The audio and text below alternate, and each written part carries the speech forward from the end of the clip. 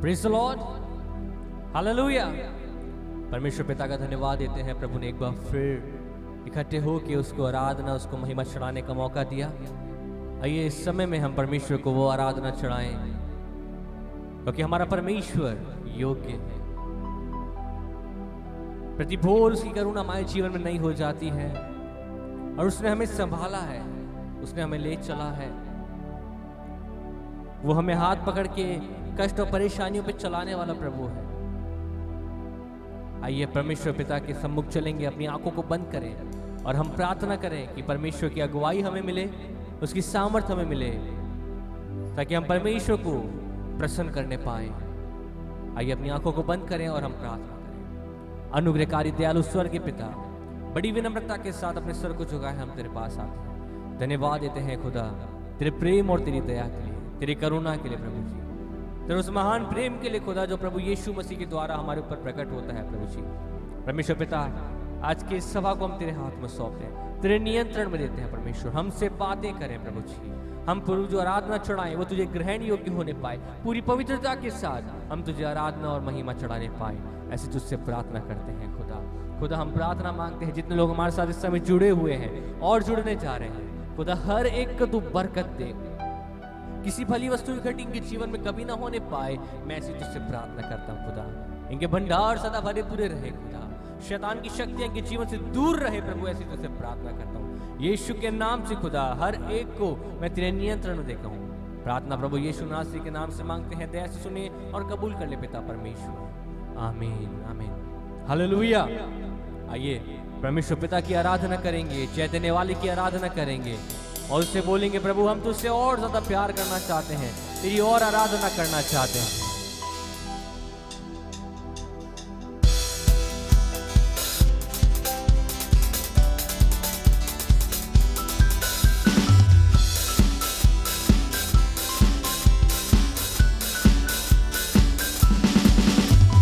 प्यार करूंगा मैं और ज्यादा तुझसे, प्यार करूंगा मैं और ज्यादा तुझसे, आराधना और गहराई से, आराधना और गहराई से, पूरे पूरे मन से, आराधना पूरे बल से, प्रेमी पूरे पूरे मन से, आराधना पूरे बल से, प्रेमी करूं आराधना, आराधना आराधना यीशु राजा की आराधना, आराधना अब्बा पिता, आराधना आराधना।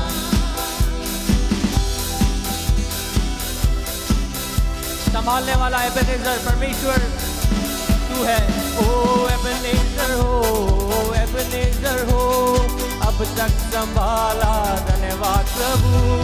एबेनेजर हो, एबेनेजर हो, अब तक संभाला, धन्यवाद पूरे पूरे मन से, आराधना पूरे बल से, प्रेम भी करूं पूरे मन से, आराधना पूरे बल से, प्रेम भी करूं आराधना, आराधना हालेलुया,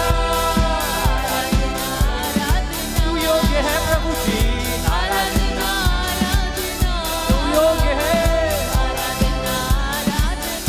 ताली बजाते हुए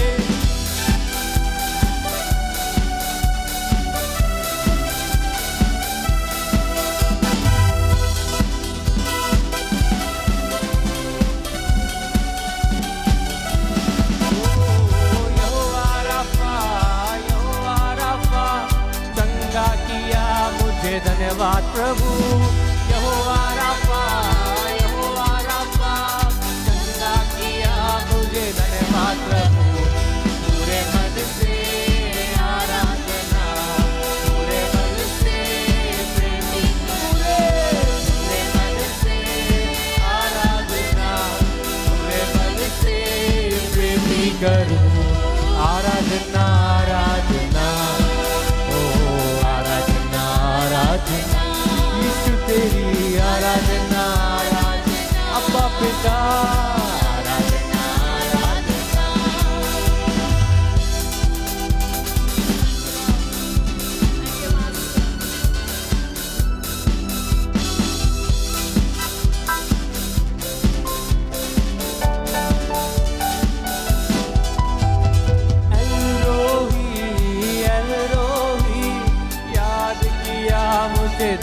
धन्यवाद प्रभु।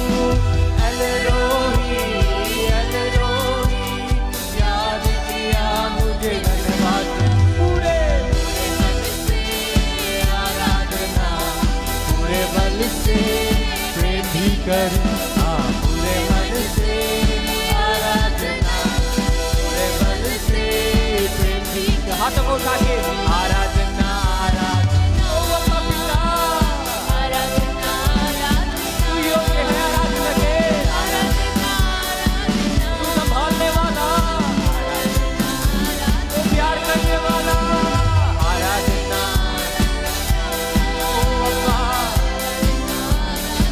तेरी स्तुति होवे, आराधना आराधना आराधना आराधना, हालेलुया। ओ आराधना होवे, वो तेरी आराधना प्रभु बंधनों को तोड़ देती है, तेरी आराधना में वो शक्ति है प्रभु जी जो परिस्थितियों को बदल देती है। ओ राजाओं के राजा तेरी आराधना होवे, राजा है महान यीशु, राजा है महान। आइए राजाओं के राजा की आराधना आंखों को बंद करके प्रभु की ओर निहारते हुए, जो सर्वशक्तिमान है उसे निहारते हुए प्रभु को बोले तू महान है, राजा है महान यीशु, राजा है महान। आइए राजा है महान यीशु, राजा ओ यीशु राजा, यीशु राजा, राजा है महान यीशु, राजा मेरे प्यारे प्रभु, राजा है महान यीशु, राजा है महान। मुद्दा है तू खुशी का,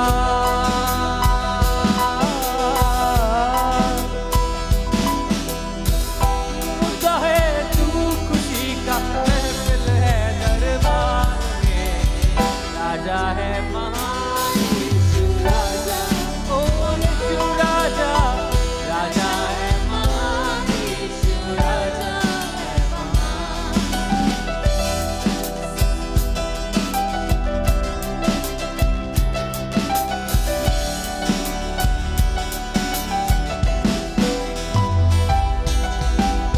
निर्बल को बल देता,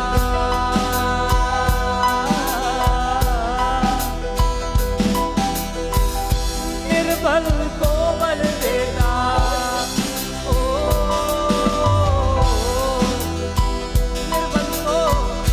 निर्बल को बल देता, उठ खड़े चलाता है, राजा है महान यीशु, राजा ओ यीशु राजा, यीशु राजा, राजा है महान यीशु, राजा है महान। राजाओं के राजा, राजा है महान यीशु, राजा है महान यीशु, राजा है महान।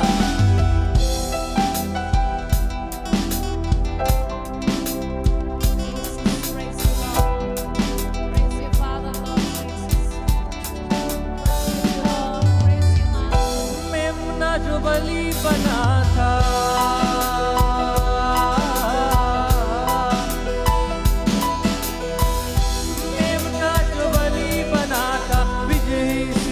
यहूदा का राजा है महान यीशु, राजा यीशु राजा, राजा है महान यीशु, ओ राजाओं के राजा, राजा है महान यीशु, राजा ओ राजाओं के राजा, राजा है महान यीशु। हाथों को उठा के राजाओं के राजा की आराधना करे, राजा है महान यीशु, राजा राजाओं के राजा, राजा है महान यीशु, राजा। एक और बार हिंदी की गहराई से, राजा है महान यीशु, राजा है महान, राजा है महान यीशु, राजा है महान। हालेलुया। वो सर्वशक्तिमान आपका और मेरा प्रभुओं का प्रभु, राजाओं का राजा, हमें बनाने वाला परमेश्वर, वो यीशु मेमना है जो आपके और मेरे लिए बलिदान।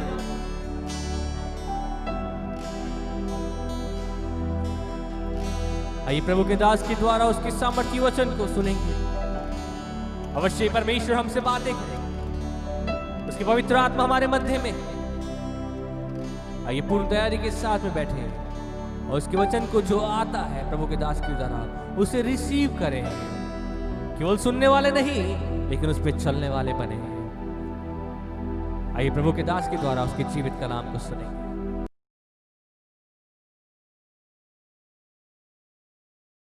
Praise the Lord. Mount Carmel church Ajmer YouTube channel से जुड़े हुए तमाम दर्शकों को, सब्सक्राइबर्स को डेली ब्रेड कार्यक्रम में प्रभु यीशु मसीह के नाम से अभिनंदन करते हैं। और आज शाम फिर एक और बार हम परमेश्वर के वचन से कुछ बातों को सीखने और समझने के लिए प्रभु से सहायता मांगेंगे। मैं चाहूँगा इस समय हम परमेश्वर के वचन में से पढ़ेंगे मत्ती रचित सुसमाचार, उसका 5वां अध्याय, उसके पहले और दूसरे पद को, और उसके बाद 43 से 46 पद तक।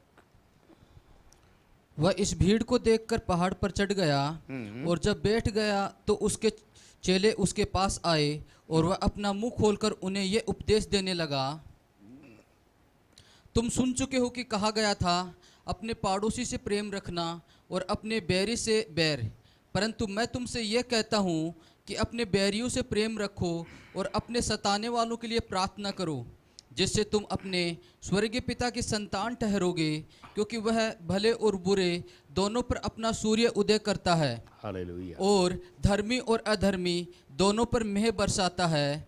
क्योंकि यदि तुम अपने प्रेम रखने वालों ही से प्रेम रखो तो तुम्हारे लिए क्या फल होगा? क्या महसूल लेने वाले भी ऐसा ही नहीं करते? Praise the Lord. पिछले दिनों में हम परमेश्वर के वचन में से मत्ती रचित सुसमाचार उसके 5वें अध्याय को अध्ययन कर रहे हैं और लगातार हम कुछ आयतों पर विचार करते जा रहे हैं। और पिछले दिनों में हमने देखा कि यीशु मसीह जो है, जब बड़ी भीड़ से घिरा हुआ होता था तो एकदम उसने पहाड़ की ओर रुख किया, और जब वो पहाड़ की ओर रुख किया तो पहाड़ पे चला गया। और पहाड़ पे जब गया तो बाइबल बताती है कि केवल उसके चेले ही पहाड़ पर पहुँचे। और प्रभु यीशु मसीह ने पहाड़ पर पहुंचने के बाद अपने चेलों के लिए मुंह खोला और उपदेश देना शुरू किया। और जैसा हमने देखा कि 43 पद में लिखा है कि तुम सुन चुके हो। और यीशु मसीह उन्हें बता रहा है कि भाई पुराने नियम में, शरीयत में ऐसा है कि तुम जो है अपने पड़ोसी से प्रेम रखना, और कहा गया है कि अपने बैरी से बैर करना। लेकिन मैं तुम्हें एक नई आज्ञा देता हूँ, और नई आज्ञा ये है कि तुम अपने बैरी से प्रेम करो और अपने सताने वालों के लिए प्रार्थना करो।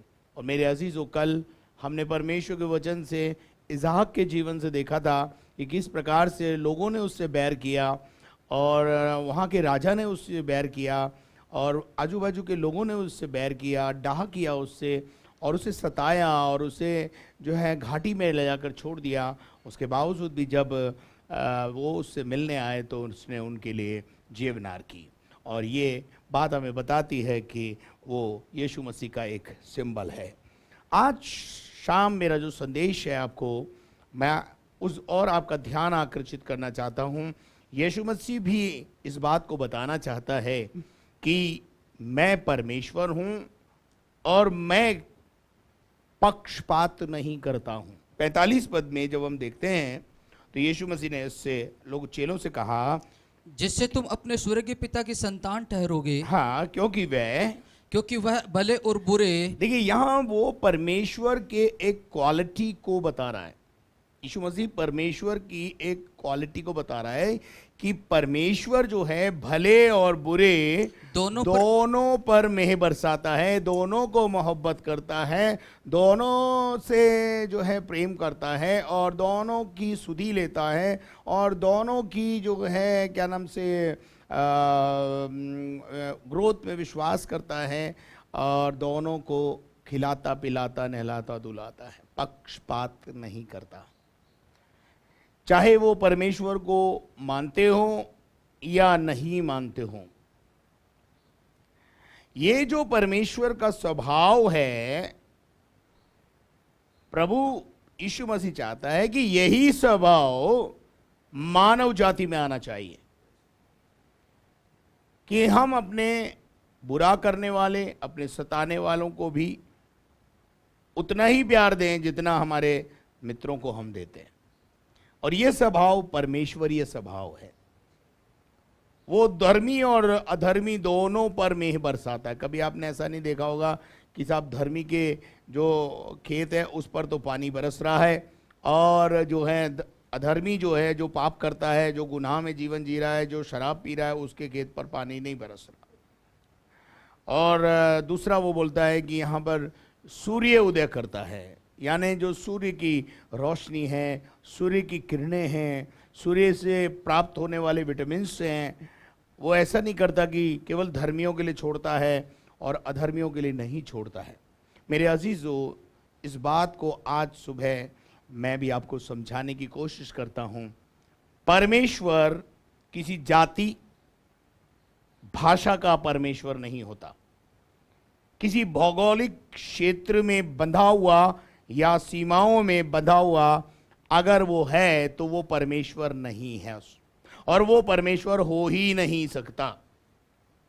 कि यदि वो एक जाति या एक भाषा या एक रंग सिर्फ गोरों के लिए काम करता है, कालों के लिए नहीं करता, और हम जैसे भारतीय हैं जो ना काले हैं ना गोरे हैं, बीच के हैं, वो परमेश्वर हम सब के लिए काम करता है। परमेश्वर पक्षपात नहीं करता।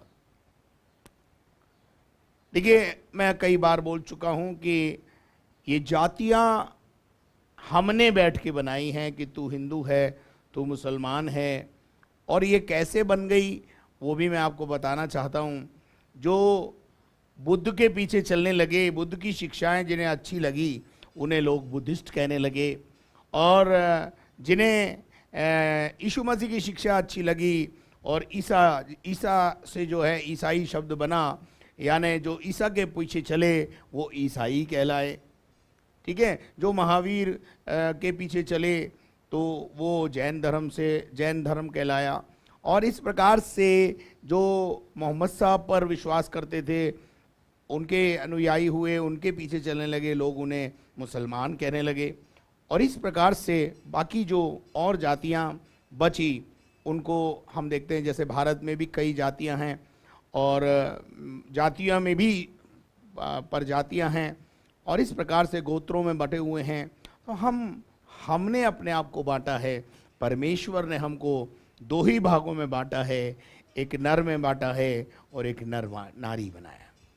तो परमेश्वर की दृष्टि में हम सब बराबर हैं, और परमेश्वर की जितनी भी मिल्कियत है, चाहे वो चांद की रोशनी हो, चाहे वो सूर्य की रोशनी हो, और चाहे वो सूर्य की किरणें हो, और चाहे वो और कोई चीज क्यों ना हो, प्रकृति की वर्षा है उस पर सबका अधिकार है, सूर्य की किरणें हैं उस पर सबका अधिकार है, और वो दोनों को बराबर रखता है।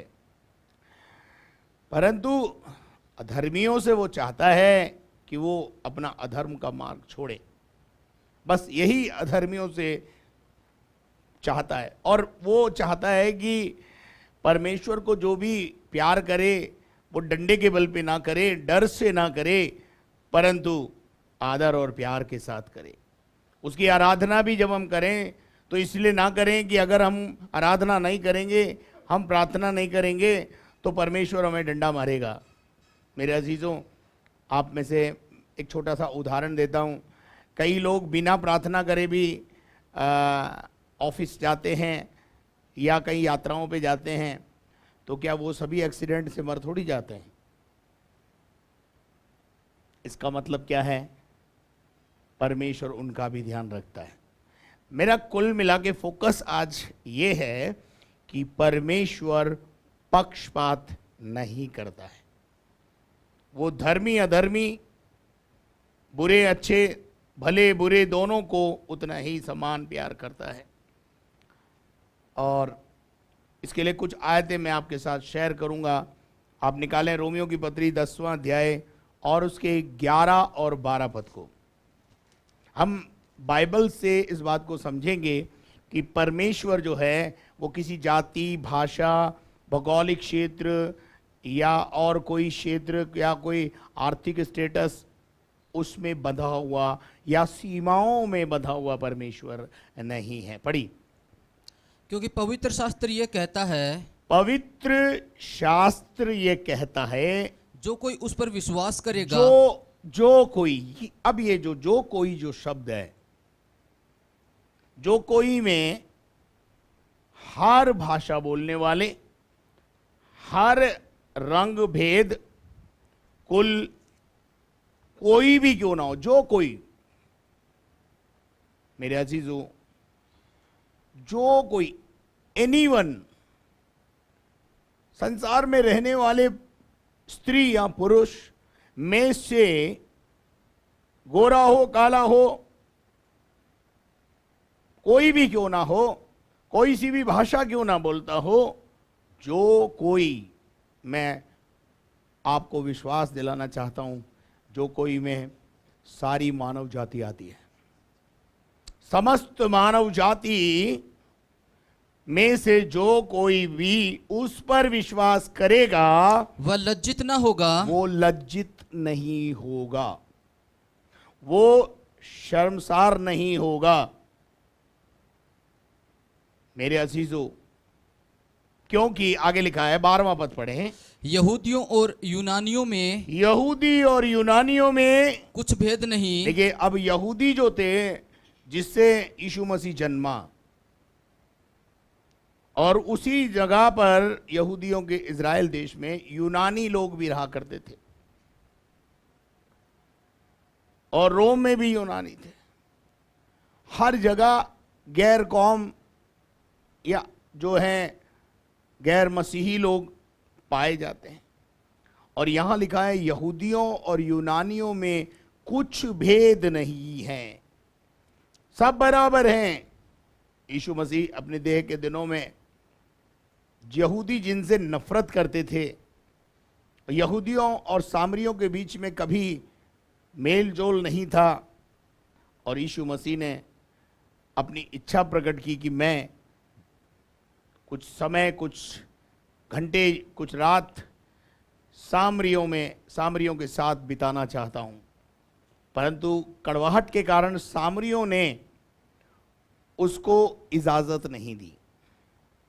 तो चेलों ने कहा, प्रभु तू कहे तो आग बरसाकर उन्हें नाश कर दे। तो प्रभु यीशु मसीह ने उनसे कहा कि तुम कैसी आत्मा के हो, मैं नाश करने नहीं परंतु बचाने आया हूं। मेरे अजीजों, पौलुस जो था वो तो उसका नाम पुराना शाऊल था, और शाऊल तो खुद यहूदियों में से था, और जो क्राइस्ट के फॉलोवर हुए उनको सताता, मारता और पीटता था। दमिश्क के रास्ते पर प्रभु यीशु मसीह ने उस व्यक्ति से पर्सनल मुलाकात की, एनकाउंटर हुआ, और प्रभु ने शाऊल को ये कहा कि हे शाऊल तू मुझे क्यों सताता है। और इन शब्दों ने शाऊल की ज़िंदगी को बदल के रख दिया और उसे पौलुस बना दिया। जिस कलीसियाओं को वो सताता था, आज वही कलीसियाओं का फाउंडर बन गया, पलट गया, उसकी परिस्थितियां बदल गई, उसका मनसूबा बदल गया, उसका नज़रिया बदल गया। मेरे अजीज़ों, ज़िंदगी में कई बार हम कलीसिया के विषय में बहुत सारी गलत सोच रखते हैं। गलत सोच रखने वालों से भी प्रभु परमेश्वर प्रेम करता है, सताने वालों से भी वो प्रेम करता है। मेरे अजीजों, जो कोई यहूदी और यूनानियों में कुछ भेद नहीं, इसलिए कि वो सबका प्रभु है। अब देखिए यहां पर क्या लिखा है, इसलिए कि वो सबका प्रभु है। सबका प्रभु का मतलब क्या होता है? सबका क्या क्या मतलब है? किसी जाति, भाषा, मैं कई बार बोलता हूं, पवित्र शास्त्र बाइबल पर मसीहों का या ईसाइयों का कोई ठेका नहीं है। ये धर्मशास्त्र मसीहों का या ईसाइयों का नहीं है, इस पर उनकी ठेकेदारी नहीं है, ये मानव जाति के लिए लिखा हुआ परमेश्वर का एक प्रेम का पत्र है। मानव जाति के सुधार के लिए दिया गया एक लॉ है। मेरे अजीजों, आज सुबह हम परमेश्वर के वचन को इस प्रकार से समझें। आज शाम हम परमेश्वर के वचन को सुन रहे हैं, और जब हम सुन रहे हैं तो हम इस बात को ध्यान रखें कि परमेश्वर किसी का पक्षपात नहीं करता, वो सबका प्रभु है और अपने और अपने सब नाम लेने वालों के लिए उद्धार है। आपको समझ में आया? आप यदि आप उसका नाम लेंगे, यदि आप उस पर विश्वास करेंगे, तो परमेश्वर ये नहीं कहेगा कि भाई तू तो मेरी जाति का नहीं है, यहूदी नहीं है। यहूदी और यूनानी में, सामरी और यूनानियों में और यहूदियों में प्रभु यीशु मसीह ने कोई भेद नहीं रखा। पौलुस अपनी पत्री में कहता है, ना कोई यूनानी है ना कोई यहूदी है, अब हम सब प्रभु के हैं। हालेलुया। प्रभु ने इस भेद को मिटा दिया। मेरे अजीजों, आज शाम एक जगह से और मैं आपके साथ शेयर करूंगा, प्रेरितों के काम 10वां अध्याय और 35 पद को। और यहां पर हम कर्नेलियुस के जीवन को देखते हैं। पहली दूसरी आयत पढ़ेंगे। अगर प्रेरितों का काम 10वां अध्याय पहली आयत को पढ़ेंगे तो कैसरिया नगर में कुरनेलियुस नाम का एक मनुष्य था। कर्नेलियुस नाम का एक मनुष्य था जो इतालियन नामक पलटन का सूबेदार था, जो बहुत बड़ा एक अधिकारी था। वह भक्त था और अपने सारे घराने समेत परमेश्वर से डरता था, परमेश्वर का भय मानता था और यहूदी लोगों को बहुत दान देता था और बराबर परमेश्वर से प्रार्थना करता था। देखिए, ये आदमी के जीवन को मैं आपके सामने लाके रखता हूं। वो भक्त था, इसका मतलब भक्ति में लीन था। घराने समेत परमेश्वर से डरता था, इसका मतलब हर संडे शायद किसी आराधनालय में जाकर आराधना करता था। यहूदी लोगों को बहुत दान देता था, खुदा के घर के बनने के लिए, खुदा के काम के लिए बहुत दान पुण्य में भी विश्वास करता था। और बाइबल बताती है वो बराबर परमेश्वर से प्रार्थना करता था। अगर आप प्रेरितों के काम 10वें अध्याय को पूरा पढ़ेंगे तो आपको समझ में आएगा कि ये एक गैर यहूदी व्यक्ति था,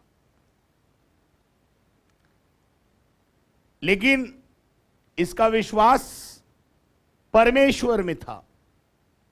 परम ईश्वर, सबसे ऊंचा परमेश्वर, उसमें विश्वास था। इसलिए बाइबल बताती है कि परमेश्वर ने उस पर उसके दान, उसके जो देखते हैं हम परमेश्वर के वचन में से, एक स्वर्गदूत उसके पास आया और उसे 4 पद में क्या कहता पड़ेगा? उसने उसे ध्यान से देखा और डरकर कहा। कर्नेलियुस के पास रात में एक तीसरे पहर के निकट दर्शन में स्पष्ट रूप से उसने देखा कि परमेश्वर का एक स्वर्गदूत उसके पास भीतर आकर उससे कहता है, हे कर्नेलियुस। आगे, उसने उसे ध्यान से देखा। कर्नेलियुस ने स्वर्गदूत को ध्यान से देखा और डरकर कहा, हे प्रभु, क्या है? कर्नेलियुस को उसने उत्तर दिया। उसने उससे कहा, तेरी प्रार्थनाएं और तेरे दान स्मरण के लिए परमेश्वर के सामने पहुंचे हैं। कहां पहुंच गए? परमेश्वर के सामने। कौन था ये? एक गैर यहूदी, एक अन्य जाति, एक गैर यहूदी, एक अन्य जाति या किसी भी जाति या भाषा का वर्ग का लोग अगर परमेश्वर को पुकारेंगे, परमेश्वर के लिए अच्छे कामों पर ध्यान देंगे, परमेश्वर की सेवा में अपना ध्यान लगाएंगे या परमेश्वर पर विश्वास करेंगे या संकट में पड़े हुए जब उसे पुकारेंगे, तो वो परमेश्वर के पास उसकी प्रार्थनाएं पहुंचेगी और स्वर्ग से मदद पहुंच जाएगी। ऐसा ही कर्नेलियुस के जीवन में हुआ। और जब आगे की कहानी है आप इसमें पढ़ लेना। और पतरस कर्नेलियुस के घर में आ गया, और जब पतरस कर्नेलियुस के घर में आ गया तो कर्नेलियुस को वो जो है परमेश्वर का वचन सुनाया और सब कुछ होने के बाद उसने 35 पद में क्या कहा, पढ़िए।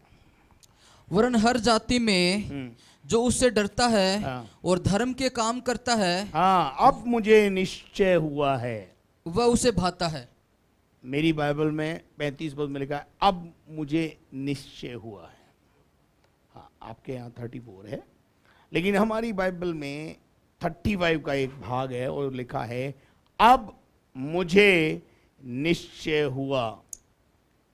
इसका मतलब पतरस को पहले निश्चय नहीं था कि परमेश्वर अन्य जातियों के लिए भी काम करता है, गैर यहूदियों के लिए भी काम करता है, दूसरी जाति के लोगों के लिए भी काम करता है। ये तो समझता था कि केवल मुझे यहूदियों में ही प्रचार करना है, मुझे यहूदियों को बचाने की ज़रूरत है। इस मानसिकता के साथ पतरस जो है वो काम कर रहा था। लेकिन ये पहला एक सा व्यक्ति था, पहला एक ऐसा परिवार था जो यहूदी समाज से नहीं था, लेकिन यूनानी या गैर यहूदी था। और इस पर प्रभु का अनुग्रह हुआ, और जब ये अनुग्रह को होते हुए जब इसने देखा तो ये बोल उठा अब मुझे निश्चय हो गया है। तब पतरस ने कहा, हाँ, अब मुझे निश्चय हुआ हाँ, कि परमेश्वर किसी का पक्ष नहीं परमेश्वर किसी का पक्षपात नहीं करता, पक्ष नहीं लेता। उसकी दृष्टि में गोरा हो, काला हो, और किसी भी भाषा को बोलने वाला व्यक्ति क्यों ना हो, वो उससे प्यार करता है। वरन हर जाति में, परंतु हर एक जाति में जो उससे डरता है, जो उससे डरता है। बस आप परमेश्वर का भय माने, बस प्रभु आपसे ये चाहता है। यूहन्ना 3:16 में लिखा है परमेश्वर ने जगत से ऐसा प्रेम किया कि उसने अपने इकलौते पुत्र यीशु मसीह को इस दुनिया में भेज दिया ताकि जो कोई पढ़ो। क्योंकि परमेश्वर ने जगत से ऐसा प्रेम रखा कि उसने अपना इकलौता पुत्र दे दिया ताकि जो कोई उस पर विश्वास करे अब ये देख रहे हैं आप, यहाँ पर फिर एक शब्द आया है जो कोई। रोमियो में भी जब हमने पढ़ा था तो ये शब्द आया था कि जो कोई उस पर विश्वास करेगा। यहाँ पे भी यही लिखा है जो कोई उस पर विश्वास करेगा वो नाश नहीं होगा। वहाँ लिखा है वो लज्जित नहीं होगा, परंतु वो अनंत जीवन को प्राप्त करेगा, स्वर्ग के राज्य का अधिकारी होगा। मेरे अजीजों, हमारे अंदर जो आत्मा है वो परम ईश्वर की आत्मा है। और मनुष्य जब मर जाता है तो उसकी आत्मा वापस स्वर्ग पहुंच जाती है। ऐसा नहीं है कि भाई केवल ईसाई मरेगा तो उसकी आत्मा ऊपर जाएगी, नहीं। हर जाति, हर भाषा बोलने वाले सभी लोगों की आत्मा परमेश्वर की ओर से आई है और परमेश्वर के पास वापस चली जाती है। मेरे अजीजों, परमेश्वर किसी का पक्षपात नहीं करता, परंतु जो 60-70 साल उसने इस धरती पे दिए हैं हमारे को, उसमें वो चाहता है कि हम उस पर विश्वास करें और उस पर विश्वास करके नाश ना हो परंतु हमेशा की जिंदगी में दाखिल हो जाएं। मेरे अजीजों, परमेश्वर पक्षपाती परमेश्वर नहीं है। वो धर्मी और अधर्मी दोनों पर मेघ बरसाता है, वो धर्मी और अधर्मी दोनों पर अपनी धूप बरसाता है। सारे विटामिन सबके लिए हैं। दुनिया में जितने फल होते हैं उन पर सारी मानव जाति का अधिकार है, हम सबका अधिकार है। ऐसा नहीं है कि सेब जो है केवल कश्मीर वाले खाएंगे, या सेब जो है केवल जो कश्मीर के लोग हैं वो ही खाएंगे। पैदा जरूर वो कश्मीर में होता है, लेकिन सारी दुनिया की मानव जाति पर का उस पर अधिकार है। सब वो सेब जो है जो पेड़ पर उगता है उसे परमेश्वर उगाता है। हम जो ठेले से खरीदते हैं वो तो उस बात का पैसा दे रहे हैं कि वो जंगल से या उस बगीचे से तोड़कर लाया, उसको सुरक्षित लेकर आया और सुरक्षित रख करके हमारे तक सप्लाई कर रहा है, उसका पैसा देते हैं। बाकी है तो वो परमेश्वर का, और उस पर हम सब का अधिकार है। जो कुछ परमेश्वर का है वो मानव जाति का है। क्यों? क्योंकि मानव जाति परमेश्वर की संतान है। परमेश्वर किसी का पक्षपात नहीं करता। ऐसा ही स्वभाव परमेश्वर अपने विश्वास करने वालों में चाहता है। इसलिए यीशु मसीह यहां पर अपने शिष्यों को बोल रहा है कि तुम जो है अपने सताने वालों के लिए प्रार्थना करो और उसी से तुम स्वर्गीय पिता की संतान ठहरोगे। और उसके बाद वो बोलता है कि क्योंकि वो भले और बुरे दोनों पर अपना सूर्य उदय करता है और अधर्मियों और धर्मियों पर दोनों पर मेघ बरसाता है। It is the nature of God. और यही नेचर मेरा और आपका होना चाहिए। तो प्रकाशित वाक्य 5वां अध्याय और उसके 9 पद को हम पढ़ेंगे। प्रकाशित वाक्य 5:9। ये नया गीत गाने लगे, ये नया गीत गाने लगे, तू इस पुस्तक के लेने तू इस पुस्तक के लेने और इसकी मुहर खोलने के योग्य है, क्योंकि तूने वध होकर, क्योंकि यीशु मसीह के लिए कहा जा रहा है क्योंकि तूने वध होकर अपने लहू से हर एक कुल, अब ध्यान से सुनना, हर एक कुल और भाषा, हर एक भाषा और लोग, और हर एक लोग, और जाति में से, और हर एक जाति में से परमेश्वर के लिए लोगों को मोल लिया है। अब जो मोल लेते हैं तो उसके मोल के बदले में कीमत देनी पड़ती है। जैसे हम बाजार जाते हैं, कुछ चीज मोल लेनी है हमको, तो उसके बदले में हमें कीमत देनी पड़ती है। और इसकी कीमत क्या है मालूम है? उद्धार मुफ्त है, पर उस मेमने पर विश्वास करना, यही हमारी कीमत है। मेमना जो वध हुआ है मेरे और आपके लिए, हर एक कुल के लिए, हर एक भाषा बोलने वाले लोगों के लिए, हर एक लोगों के लिए, कालों के लिए, गोरों के लिए, और हर जाति में से परमेश्वर के लिए लोगों को मोल लेता है। मेरे अजीजों, प्रकाशित वाक्य 7वां अध्याय और उसके 9 पद को भी हम यहां पर पढ़ेंगे। पढ़िए। इसके बाद मैंने दृष्टि की, और इसके बाद मैंने एक जगह पर दृष्टि की और क्या देखा? और देखा हर एक जाति और कुल, हर एक कुल, और हर एक लोग, और हर एक भाषा में और से, हर एक भाषा में से एक ऐसी बड़ी भीड़ जिसे कोई गिन नहीं सकता, अनकाउंटेबल क्राउड।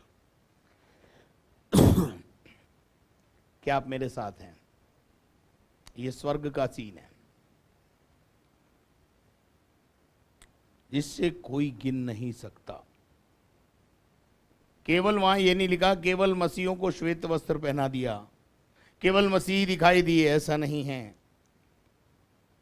हर एक जाति, हर एक भाषा, आप किसी भी जाति या भाषा के हैं, आपका खान पीन कुछ भी है, आप क्या खाते हैं, क्या पीते हैं, उससे परमेश्वर को कोई लेना देना नहीं है। परमेश्वर आपसे प्यार करता है। कभी कभी हम शाकाहारी होने के लिए, शाकाहारी होते हैं तो मांसाहारी लोगों से नफरत करते हैं, और अगर हम मांसाहारी हैं तो शायद शाकाहारी को कमजोर समझते हैं। मेरे अजीजों, खाना पीना हमें परमेश्वर के राज्य से अलग नहीं कर सकता है। आपका खान पीन क्या है, आप क्या पहनते हैं, आप क्या ओढ़ते हैं, आप किस प्रकार से अपने जीवन की शैली को चलाते हैं, आप कौन सी भाषा बोलते हैं, इससे स्वर्ग और नरक में आप जाएंगे उसका डिसीजन होगा, ऐसा नहीं है। परमेश्वर हर एक जाति में से, हर एक कुल, लोग, भाषा में से एक ऐसी बड़ी भीड़ को जो कोई गिन नहीं सकता है, श्वेत वस्त्र पहनाता है। उन्होंने क्या पहन रखे हैं? श्वेत वस्त्र पहन रखे हैं। मेरे अजीजों, यदि आप अपने जीवन में अपने अपराधों को, अपने पापों को मान लेंगे और उन्हें छोड़ देंगे, तो आपको भी श्वेत वस्त्र दिया जाएगा। श्वेत वस्त्र पाने का या श्वेत वस्त्र पहनने का अर्थ यह है, आपका जीवन पवित्र है।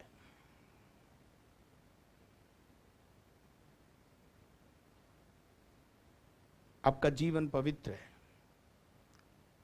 श्वेत वस्त्र उन्हें ही पहनाया जाता है जिनके अपराध परमेश्वर क्षमा करता है। परमेश्वर हमारे मैले कुचले, मैले गंदे कपड़ों को हमारे जीवन से निकालकर हमें श्वेत वस्त्र पहनाता है। मैं चाहूंगा इस समय हम जकरिया नबी की किताब उसका 3 अध्याय उसके पहले दूसरे पदों को पढ़ें। वहां पर एक व्यक्ति के लिए लिखा हुआ है, पढ़ी जकरिया 3:1-2। फिर उसने यहोशू महायाजक को यहोवा के दूत के सामने खड़ा हुआ मुझे दिखाया, और शैतान उसकी दाहिनी ओर उसका विरोध करने को खड़ा था। एक व्यक्ति को वहां पर दिखाया गया है जिसको शैतान जिसका विरोध कर रहा है। और तब परमेश्वर ने शैतान से कहा, हे शैतान, परमेश्वर तुझको घुड़के। परमेश्वर जो यरूशलेम को अपना लेता है, परमेश्वर जो यरूशलेम को अपना लेता है, वही तुझे घुड़के।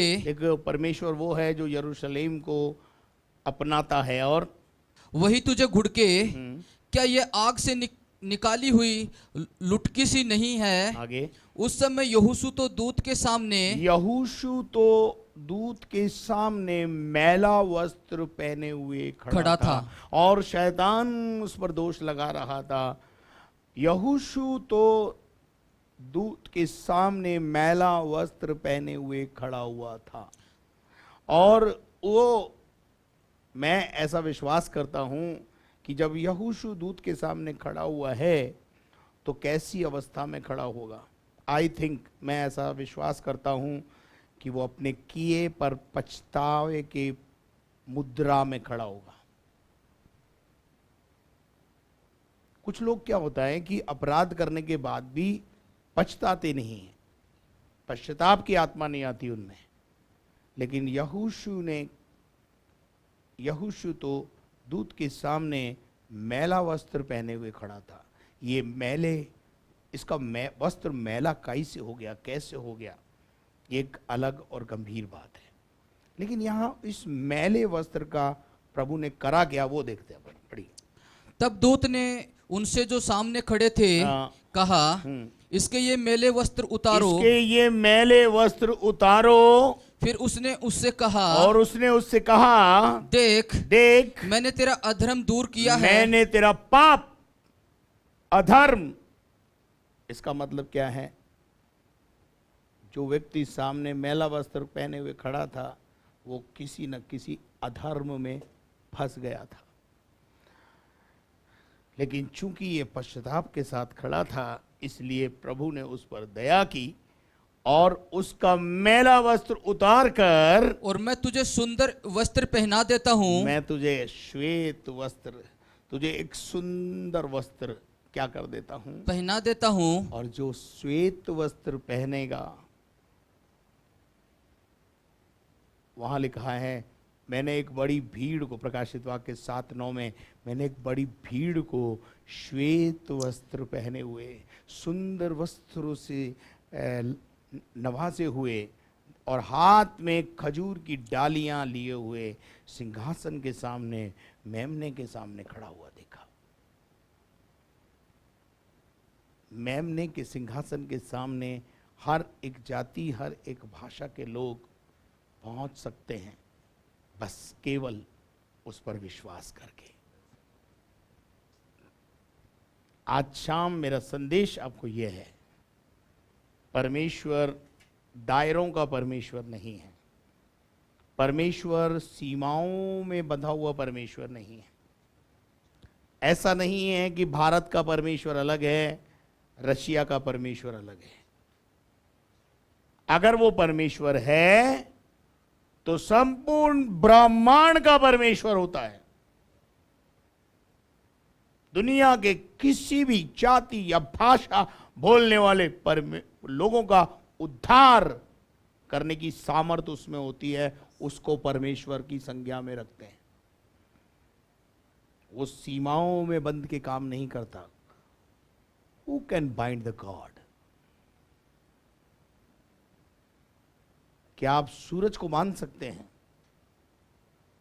अरे जिस सूरज को परमेश्वर ने बनाया है, उस सूरज को आप नहीं बांध सकते, तो उस परमेश्वर को मैं और आप क्या सीमाओं में बांधेंगे? क्या जाति और भाषा वर्ग में बांधेंगे कि परमेश्वर केवल हमारा है? नहीं, मनुष्य जाति का है परमेश्वर। जो कोई उस पर विश्वास करेगा, जो कोई उस पर विश्वास करेगा, उसको वो श्वेत वस्त्र देगा। श्वेत वस्त्र का मतलब है क्लीन चिट, है ना। प्रकाशित वाक्य में पिछले दिनों में मैंने बताया था, श्वेत पत्थर दिया जाएगा। श्वेत पत्थर और काला पत्थर का मैंने आपको बताया था। काला पत्थर मतलब दंड के योग्य, श्वेत पत्थर मतलब clean chit. You can go in the haven if you want clean chit. आज शाम एक रिपेंटेंस की जरूरत है। सिर्फ ये कहने की जरूरत है कि ओ पौलुस के परमेश्वर, जो दमिश्क के रास्ते पर तू पौलुस को मिला, शाऊल को मिला, मैं तुझे पुकारता हूं। मैं गैर यहूदी हूं, यहूदी हूं। मैं आज आप सबको कहना चाहता हूं, संपूर्ण मानव जाति का प्रभु है, वो सबका प्रभु है, वो पृथ्वी का प्रभु है। बस उसमें विश्वास करके, उसको किसी प्रकार की धन दौलत और बलिदानों की जरूरत नहीं है। वो तो स्वयं अपने आप को मानव जाति के लिए बलिदान कर चुका है, और अब केवल मुझे और आपको उस बलिदान पर विश्वास करना है। बाइबल में लिखा है इब्रानियों 10:26 में, सच्चाई की पहचान को प्राप्त करने के बाद अब कोई बलिदान बाकी नहीं है। क्योंकि सच्चाई की पहचान प्राप्त करने के बाद यदि हम जानबूझकर पाप करते रहें, यदि हम जानबूझकर पाप में जीवन व्यतीत करें, तो पापों के लिए फिर कोई बलिदान बाकी नहीं। कुछ लोग यीशु मसीह को क्रूस के ऊपर चढ़े हुए इस प्रकार से जब देखते हैं, तो वो कुछ लोग इस मानसिकता से बोलते हैं कि ये अपने आप को नहीं बचा पाया, हमें क्या बचाएगा। मैं आपको बताना चाहता हूं, जिसकी जुबान से मुर्दे जिंदा होते थे, 4 दिन का मुर्दा लाजर बाहर आ गया, वो इतना सामर्थी था कि उस क्रूस पे से उतरना उसके लिए बहुत मामूली सी बात थी। पर वो क्रूस पर इसलिए चढ़ा रहा क्योंकि उस क्रूस पर मेरा और आपका नाम लिखा था। मैं और आप उस क्रूस पे ना चढ़े, उस सजा को उसने सहन कर लिया। समझो किसी बात को, समझो किसी बात को कि वो मेमना मेरे और आपके बदले में बलिदान हुआ है, जिसने मेरे लिए, अपने लिए, आपके लिए अपने प्राण दिए हैं। वो खुद को नहीं बचा सकता था, ऐसा नहीं है। वो बहुत सामर्थी था, सामर्थी है। आइए आज शाम के समय में इस संदेश के द्वारा आपको परमेश्वर आशीष दे और आप इस बात को समझ सकें परमेश्वर कौन है, परमेश्वर कैसा होता है, परमेश्वर की सीमाएं क्या है, परमेश्वर के तौर तरीके क्या हैं। परमेश्वर कभी किसी का पक्षपात नहीं करता है। दुआ करें।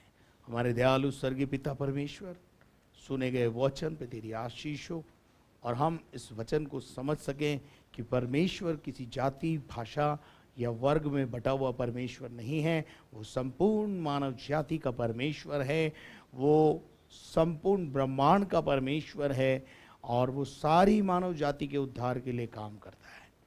प्रभु, आज जिनके जन्मदिन हैं और जो बीमार हैं, हम उनके लिए प्रार्थना करते हैं। विशेष तौर से प्रभु हमारे भाई बंटी मुलानी के पापा के लिए हम दुआ करते हैं, खुदावन को छू के चंगाई दे।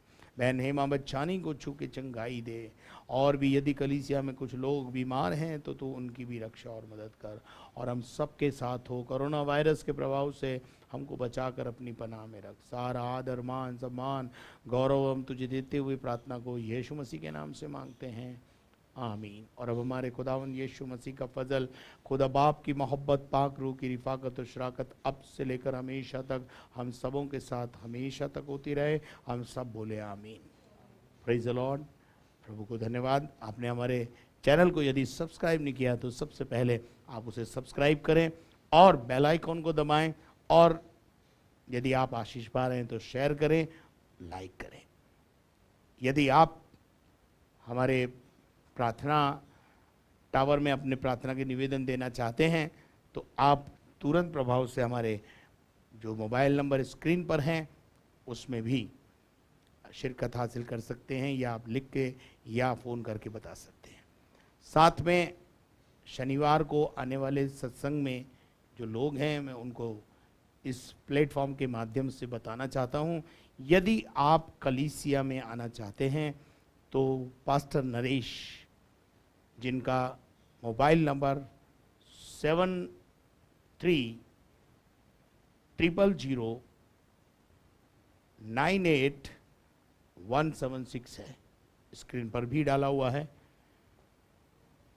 आप उनसे संपर्क करके ही उनके बताए हुए समय के अनुसार आप कलीसिया में मिलने या आराधना करने आ सकते हैं।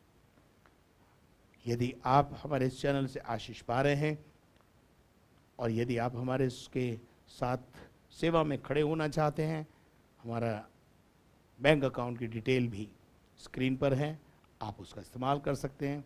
Thank you very much. कल शाम 6 बजे फिर आपके साथ डेली ब्रेड कार्यक्रम में शिरकत हासिल करेंगे। तब तक के लिए घर में रहें, सुरक्षित रहें।